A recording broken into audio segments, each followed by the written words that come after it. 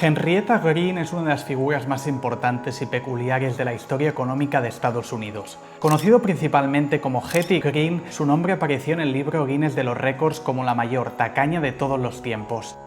Marcó el inicio de la inversión en valor en Estados Unidos, mucho antes de que existiera Warren Buffett o los grandes inversores que tenemos hoy en día. Una auténtica maestra de las finanzas y fue la mujer más rica de los Estados Unidos. Pero lo que más la hizo famosa fue su apodo, la bruja de Wall Street.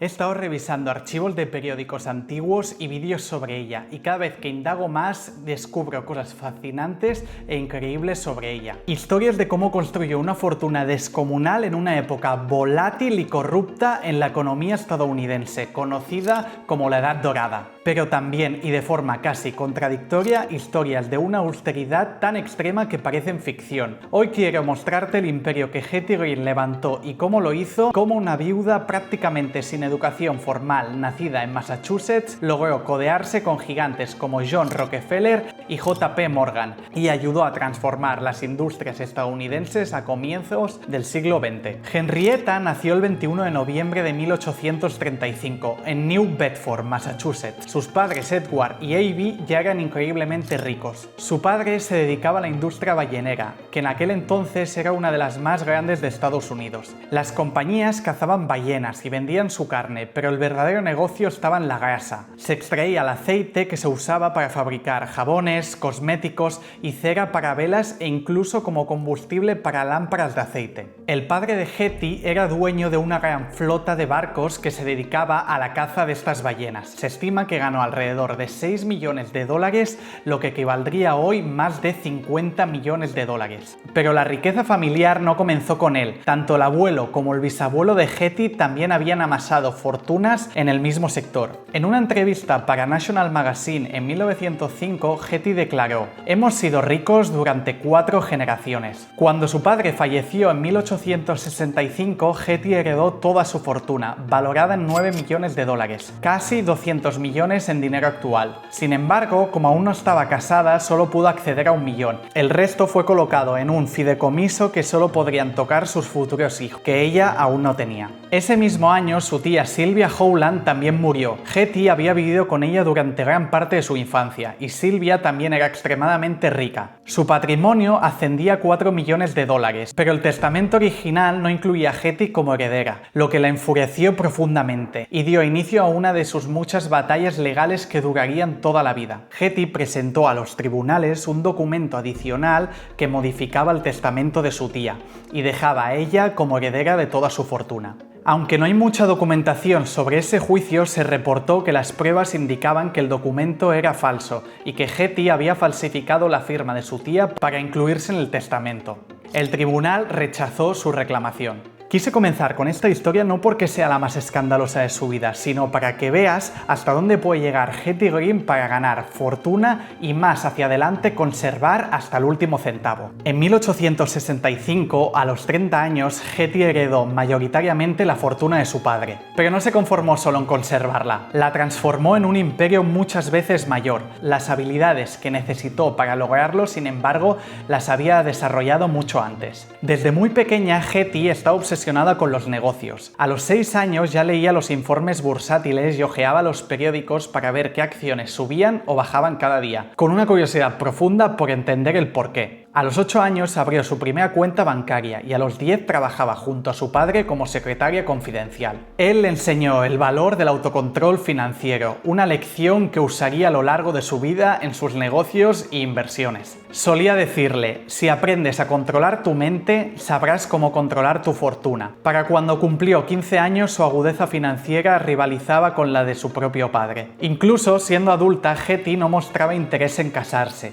Su tía intentó convencerla de encontrar marido dándole $1.200 para asistir a bailes lujosos y eventos sociales en Nueva York. Pero cuando Hetty regresó, solo había gastado 200 y había invertido el resto en bonos de alta calidad. Invertir en bonos ferroviarios ferroviarios fue una de sus especialidades. La primera línea de trenes de carga y de pasajeros se inauguró 8 años antes de su nacimiento. Y durante su vida adulta la industria ferroviaria explotó. Entre 1860 y 1920 la red de vías férreas se multiplicó por 6. Este periodo, que siguió la Guerra Civil en Estados Unidos, es conocido como la Edad Dorada, un término que popularizó Mark Twain en su libro de 1873, La Edad Dorada, un cuento de hoy. Hace referencia a una técnica que consiste en cubrir un objeto con una fina capa de oro dándole apariencia de riqueza, aunque por dentro sea algo común. Y precisamente esto es lo que Twain quería criticar, una época que en apariencia brillaba con prosperidad, pero en que en realidad escondía desigualdad, corrupción y pobreza bajo su superficie. A simple vista el país vivía una revolución industrial, el ferrocarril se expandía y sectores como el petróleo y la minería crecían a pasos agigantados. Pero esta expansión requería de mucho dinero y gente como Getty se benefició mucho. El resto de personas se quedaron atrás y cada vez serían más pobres. Para principios del siglo XX, unas pocas corporaciones controlaban casi todas las industrias. Un ejemplo claro fue Standard Oil, el gigantesco trust fundado por John Rockefeller que terminó dominando prácticamente todo el sector petrolero. En aquella época el sistema financiero estadounidense aún estaba en pañales. Invertir en empresas era un campo minado para la mayoría de los inversores, pero Getty Green navegó con éxito por múltiples ciclos de auge y caída, en 1873, en 1884, en el 93 y en 1907. De hecho, durante el pánico financiero del 1907, Getty jugó el papel clave en el rescate de la ciudad de Nueva York. Más adelante veremos esto y cómo salvó a la ciudad y la economía estadounidense. Todas estas crisis que te he comentado seguían un patrón similar. Surgían unas innovaciones disruptivas que muchos inversores se dejaban seducir por las promesas de crecimiento. Los precios se inflaban hasta niveles absurdos y luego se descubría que muchas de estas empresas no valían nada. Cuando el mercado colapsaba, los inversores se sentían estafados y esto lo que sucedía es que los activos bajaban muchísimo de precio. Pero esta volatilidad y bajada de precios no era un problema para Getty. Al contrario, era una ventaja. Tenía la capacidad de distinguir entre los bonos que realmente pagarían y los que eran basura. Una frase que siempre decía era: cuando veo algo bueno que nadie quiere y está barato, compro mucho y lo guardo. Luego, cuando lo necesitan, vienen a buscarme y me pagan un buen precio. Getty aplicó esa misma lógica al mercado inmobiliario. Consideraba que invertir en bienes raíces era la forma más segura de poner a trabajar el dinero ocioso. A lo largo de su vida adquirió numerosas propiedades, incluyendo un gran conjunto de oficinas en Chicago y el icónico Fisherman's Wharf en San Francisco. Su filosofía era clara: solo hay que comprar barato y vender caro. No hay ningún gran secreto para hacer fortuna. También invirtió en el mercado de valores, pero en esa época era un poco distinto. Cuando comprabas acciones o bonos recibías un certificado físico diciendo que tenías esas participaciones. Uno de los certificados que Getty poseía al momento de su muerte era de 20 acciones de la Joseph Dixon Crucible Company, una empresa minera de grafito que introdujo los lápices de grafito como alternativa limpia y portátil a las plumas de tinta de aquella época. Otro certificado mostraba que tenía 4 acciones de la Chicago Rock Island and Pacific Railway en 1902. Estas acciones se habían vendido originalmente a $100 cada una cuando la empresa buscaba capital. A pesar de tener acciones de muchas compañías, hacia el final de su vida, Getty confesó que no creía demasiado en el mercado bursátil. Wall Street no es un lugar para una mujer. Intento mantenerme alejada y nunca compro industriales. Su estilo de inversión era extremadamente conservador y épocas más hacia adelante, Benjamin Graham y Warren Buffett seguían unas estrategias parecidas. Aunque era famosa por su austeridad, también era conocida por ser una gran prestamista. En cierto momento llegó a ser considerada la persona más confiable para otorgar crédito en todo Estados Unidos. Prestaba dinero a operadores bursátiles, a grandes corporaciones e incluso a gobiernos municipales. El 18 de abril de 1906, San Francisco sufrió un devastador terremoto que provocó una reacción en cadena en el sistema financiero. Nueva York, el corazón económico del país, fue golpeada duramente. Los bancos y las sociedades fiduciarias fiduciarias empezaron a perder grandes cantidades de dinero. Hoy en día, el FDIC protege nuestras cuentas bancarias y evita el pánico durante la crisis, pero en 1906 esa institución aún no existía. Fue creada tras la Gran Depresión de 1933. Así que cuando un banco empezaba a tambalearse, la gente tenía motivos reales para ponerse nerviosa y querer retirar el dinero del banco. Y claro, si todo el mundo retira dinero del banco, esto produce una crisis de liquidez y los bancos podrían entrar en quiebra. El terremoto de San Francisco fue el inicio de lo que se conocería como el pánico de 1907. El detonante final de esto fue Otto Heinz, un especulador que intentó acaparar las acciones de la United Copper Company. Acaparar el mercado significa comprar el control total de una acción para poder fijar su precio. Pero cuando su plan fracasó, varias firmas de corretaje quebraron y se desató una nueva ola de pánico bancario. JP Morgan jugó un papel crucial para evitar una recesión. Convenció a muchas empresas de aportar dinero para salvar el sistema bancario. Y entre los mayores contribuyentes estuvo ella. Lo impresionante de esto es que Getty ya había anticipado de todo esto unos años antes. Ella misma dijo: vi esta situación desarrollarse 3 años atrás. Dije que los ricos se acercaban al abismo y que el pánico era inevitable. Durante los años previos a 1907, Getty se dedicó a acumular efectivo. Prestó 4,5 millones de dólares a la ciudad de Nueva York pocos meses antes del colapso y otros 1,1 millones después de que la crisis comenzara. Por cualquier medida, Getty fue una figura extraordinaria en el mundo financiero, conservadora, astuta y siempre un paso por delante. Getty Green fue una inversora muy exitosa, pero si estás en este vídeo seguramente es porque te ha llamado la atención su apodo, la bruja de Wall Street. Y lo cierto es que recibió este apodo por más de una razón. Una parte del apodo tiene que ver con su forma de vestir.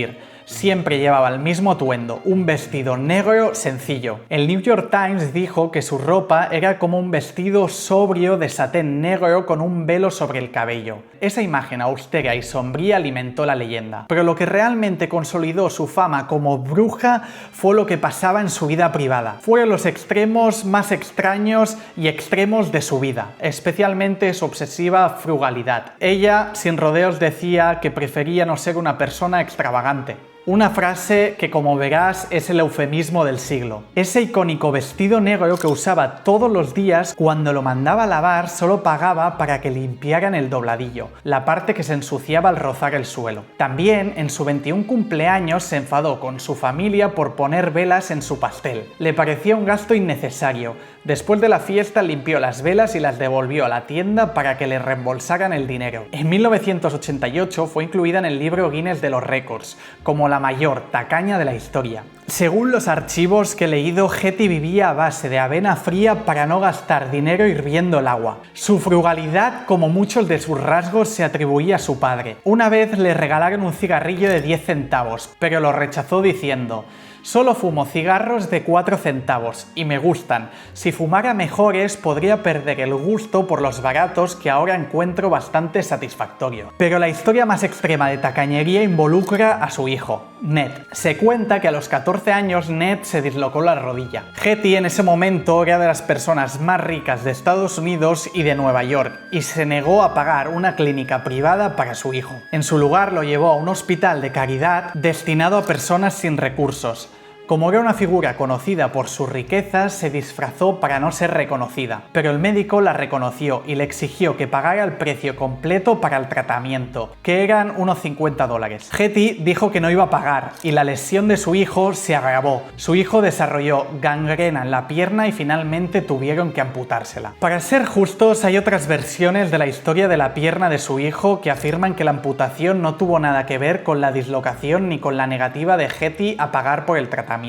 Pero lo importante aquí no es si cada detalle es cierto o no. Lo que estas historias revelan es uno de los aspectos más fascinantes del mito de la bruja de Wall Street. La verdad que muchas de las historias sobre ellas fueron exageradas y yo pienso que muchas inventadas. Pero uno de los mitos más famosos que decían de ella es que siempre llevaba miles de dólares en efectivo dentro de una bolsa negra a donde fuera. Pero eso era falso. Usaba esa bolsa para transportar documentos de negocios. La gente simplemente asumió que era un bolso lleno de dinero. Con el tiempo, incluso dejó de llevarla por miedo a que alguien intentara atacarla para robarla. Es probable que la razón por la que surgieron tantos mitos sobre Hetty Green sea porque en el siglo XIX era extremadamente raro que una mujer se dedicara su vida a las finanzas. En 1916, una semana después de su muerte, el New York Times escribió: si un hombre hubiera hecho lo mismo que Hetty, dedicar su vida a hacer crecer una fortuna heredada y disfrutar de los desafíos del mundo financiero, nadie lo habría visto como raro. Se habría entendido perfectamente que le gustara competir en las finanzas. Al momento de su muerte, se estimaba que Hetty Green tenía una fortuna de 100 millones de dólares, lo que equivaldría a casi 3.000 millones de dólares a día de hoy. Y lo más impresionante es que logró todo esto en una época que la mujer no tenía poder en el mundo financiero. No podía ser ni directora en una conjunta corporativa, comprar un asiento para operar en la bolsa de Nueva York y participar formalmente en muchas de las estructuras financieras dominadas por los hombres. Como ves, Hetty, aparte de heredar una gran fortuna, era una mujer diferente, austera y que quería guardar el último céntimo para ella. Pero Hetty también intentó inculcar que las mujeres poco a poco tendrían que empezar a invertir su dinero y ahorrarlo, sin depender solamente de un hombre. Por eso, la bruja de Wall Street siempre será recordada. Y nada más, hasta aquí el vídeo de hoy. Me cuesta mucho hacer este tipo de vídeos, así que si te ha gustado, deja un like, suscríbete y déjame un comment aquí abajo que estaré encantado de responderte. Nos vemos en el siguiente vídeo y te dejo por aquí un par de vídeos que puede que te gusten. Nos vemos en la próxima. Adiós.